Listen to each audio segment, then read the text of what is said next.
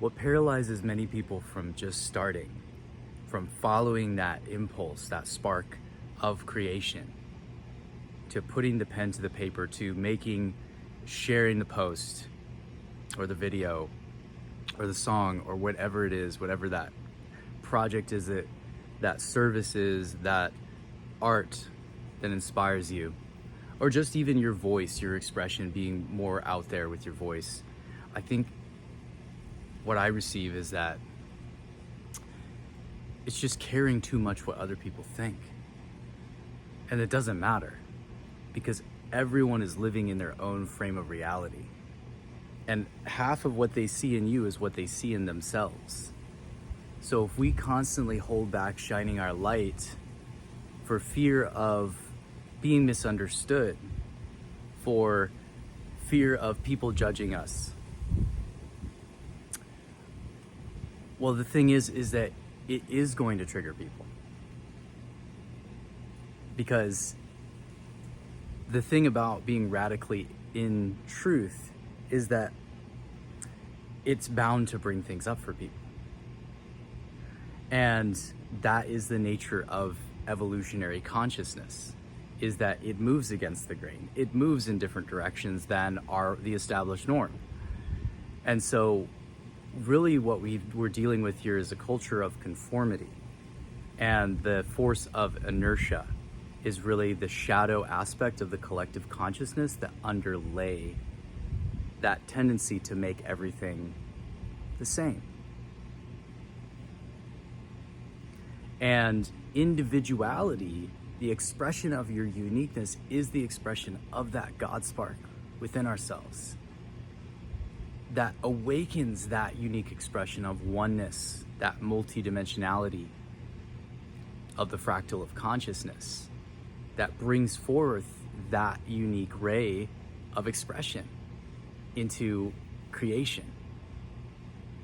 And I believe that that's why we are here, is to activate that unique something, that life purpose, that heart's desire to be of a higher purpose, to be in service to the awakening, to the highest good.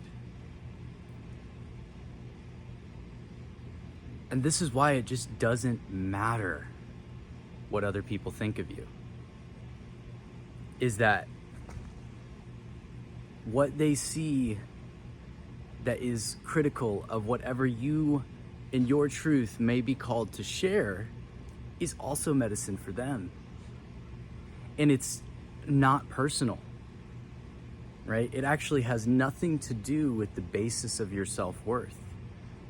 It has nothing to do with your identity. And if it does, it's just an identity, right? We can become so attached to what we think we should be or what others think about us that it holds us back from consciously creating and sharing our gifts, because that is what we've been programmed with.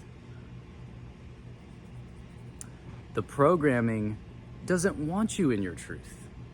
It doesn't want you shining your light. It doesn't want you breaking the mold and being an array of divine truth. It wants you within the confines of a pre-established pattern of being, so you can be controlled. And if we're constantly reacting to what other people might think about us or do think about us or comment about us, or,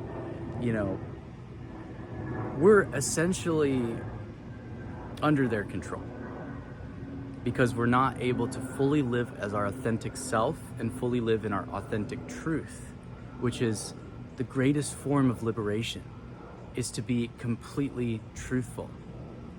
And that may not be the style of authenticity that other people think that you should be, or that they think is appropriate, or they think is vulnerable enough or authentic AF enough, but that's your truth.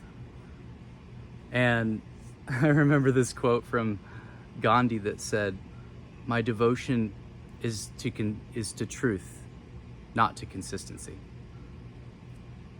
which I just paraphrased it, but he was speaking to that your truth each day may change,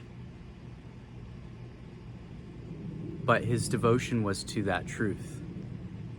Even as it was changing, it was devotion to his truth, because we're changing, we're evolving. So if you try to establish what the right way of being is, when you try to establish what the right truth is, you've missed the mark. Because whereas there are universal principles that we can align ourselves with, our understanding of truth is going to change. We have to allow ourselves to evolve if we want to be free, if we want to expand, if we want to grow, if we want to express, if you have gifts that you want to share with the world.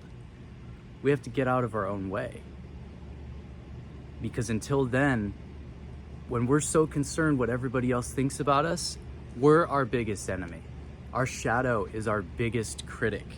And your shadow, the unintegrated shadow that can hold you back, is really an amalgamation of the programming of all the things that other people judged in you when you were a kid growing up, the ways in which your mom or dad weren't able to nurture you or protect you.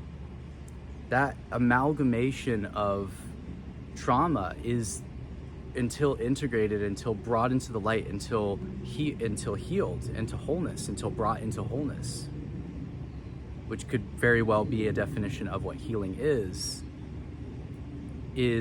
going to rule you. It is going to stop you. And that's why it's essential, really essential, and I believe necessary, that if we're embarking on a spiritual quest to awaken ourselves, to be our true selves, that we not just seek the high, that we not just go after the validation of what others, and that's the trap of the spiritual ego, is to say what you think other people want to hear so that you can look cool, right? So you can get validation. And you may get a lot of likes, but you're still a slave to what other people think about you.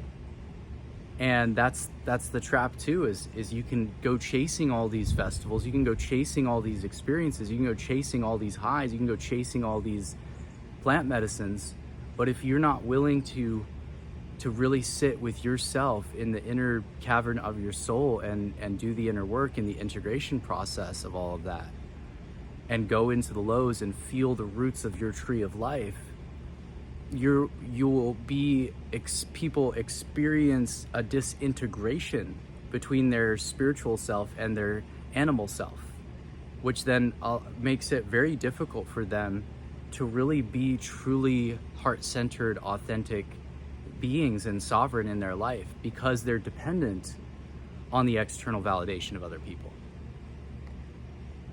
As Infinite Waters would say, slow motion this side. Because there's all these tricky ways that the shadow gets us to give away our power. It's so like Inception. There's so many layers within layers within layers of this conditioning. But if we're able to practice mindfulness and self-awareness of our own patterns and where these emotional energies are arising within our bodies, and create a level of emotional intelligence, connection between bowing our heart or bowing our mind to our heart, right?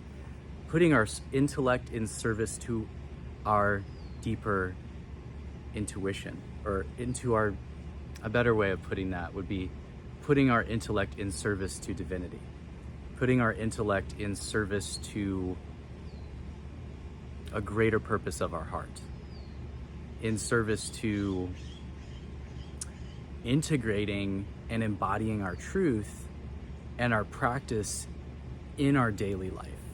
Like infusing, not just sitting down to meditate because that's what a spiritual person does. I mean, a spiritual person, there's no such thing as a spiritual person. There's nobody that's less spiritual than somebody else or more spiritual than somebody else. We're all spiritual beings having a human experience.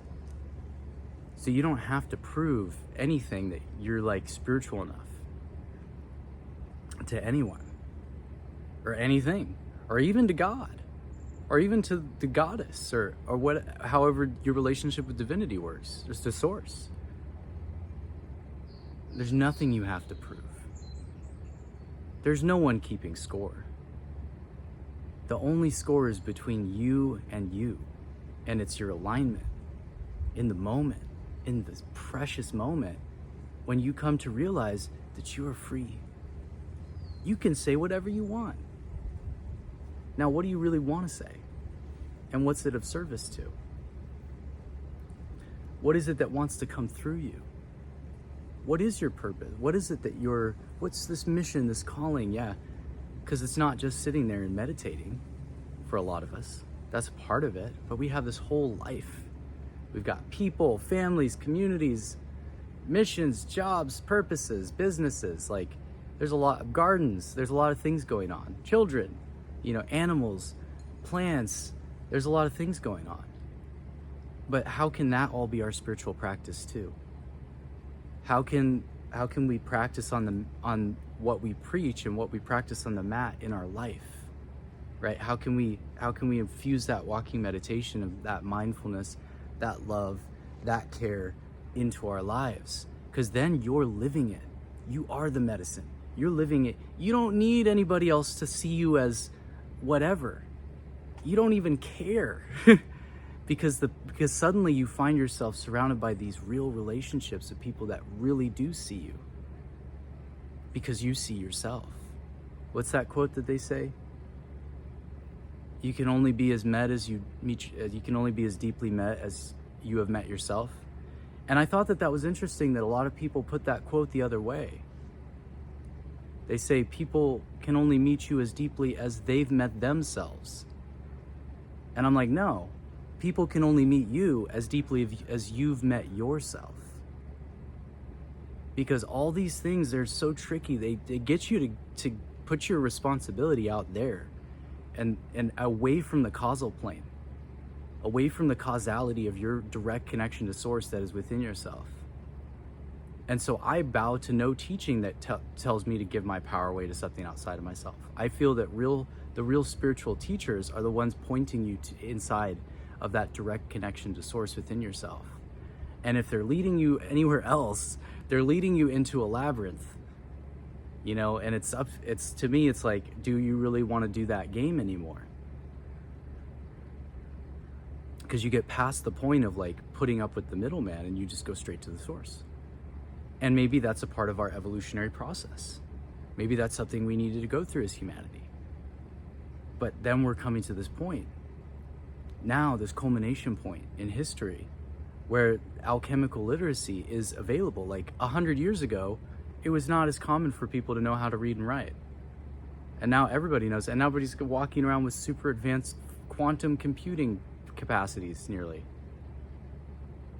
So that would definitely be, science and sorcery and magic to people probably even 100 years ago, maybe even 50 years ago, the type of technology that we have access to now. So now more than ever, it's important to realize that where we put our attention, our energy flows. And that what you put your attention on is in a way what you're praying with. And when we're constantly focused on what other people think of us, in a way it's like you need that in order to feel whole. But when we find that connection within ourselves and we come back to that wholeness, you no longer need it. You have written your own permission slip. Here, I'll give you a written external permission slip to go and share the thing you want to share. To stop caring what other people think. To focus your energy into creation. To put that thing out there. To be seen as weird. To fuck up. And the people that matter, they're gonna love you anyways. Peace.